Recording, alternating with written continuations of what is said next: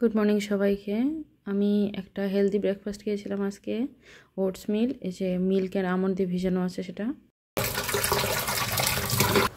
আমি দুটো খেজুর মিক্স করে নিয়েছি, অ্যান্ড সাথে নিয়েছিলাম ছোটো ছোটো 3টা কলা, অ্যান্ড ভালো করে মিশিয়ে নিয়ে মজাদার একটা মিল, হেলদিও হলো এবং টেস্টি।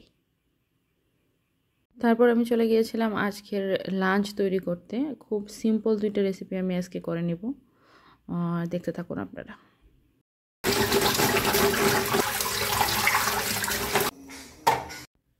আমি মুখি দিয়ে মাছ রান্না করব। তো প্রথমে আমি মুখিগুলো সিদ্ধ বসায় দেব যেন গলা না চুলকায়। তারপরে আমি এখানে 3 টুকরো মাছ নিয়ে নিয়েছিলাম। এটা আসলে একটা সামুদ্রিক মাছ, নামটা আমি নিজেও জানি না। তারপরে কড়াই আমি তেল দিয়ে দিলাম পরিমাণ মতো, ভাজতে দেব ওই পর্যায়ে মাছগুলো।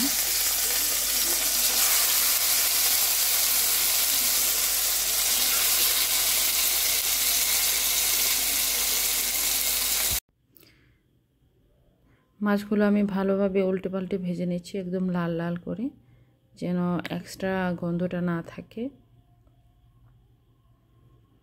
আর এদিকে মুখিটা সিদ্ধ হয়ে গেছে।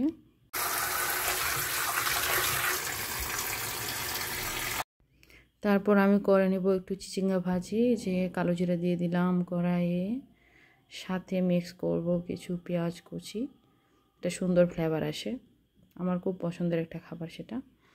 তো ভালো করে লাল লাল করে ভেজে নিচ্ছি পেঁয়াজটা এবং কালো জিরাটা। তারপরে কেটে রাখা এবং কেটে ধুয়ে রাখা আমি চিচিঙ্গাগুলো মিক্স করে দেব।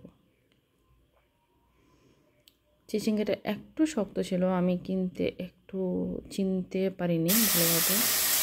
তবু অ্যাড করে দিলাম লবণ। আমি এখন একটু ঢেকে দিয়েছি, ঢেকে রান্না করব। আর এই যে ফাইনাল লুক, আমি একটা ডিম অ্যাড করেছিলাম, এটা খুবই মজাদার হবে। এদিকে আমি মাছের ঝোলের জন্য কড়াই বসিয়ে দিয়েছি।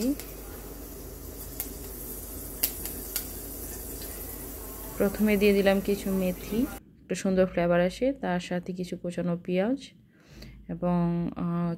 এবং মেথিটা ভালোভাবে একটু ভেজে নিব।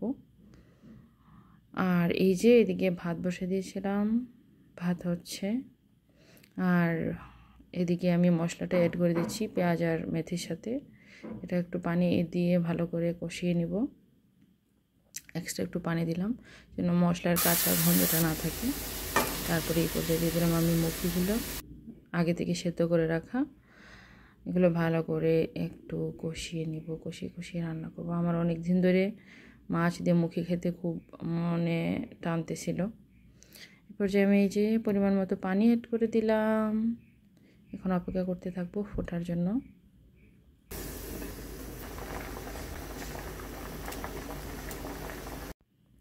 এই পর্যায়ে আমি দিয়ে দিয়েছি আগে থেকে ভেজে রাখা মাছগুলো।